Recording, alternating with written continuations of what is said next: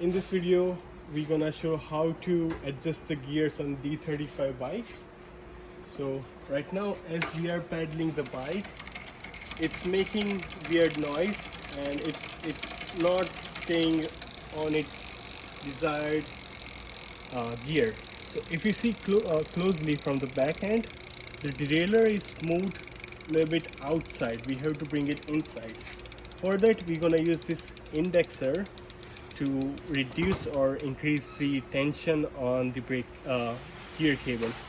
Okay, so right now it's, as you can see closely, the chain is trying to go on the 7th gear.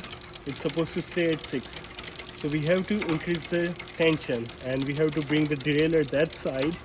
So we'll be moving this index that side.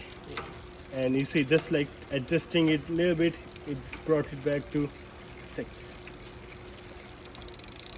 Okay, and you can do same thing to bring it to the lower gear by just like dialing it to counterclockwise, and it will bring it to the 6th. Okay,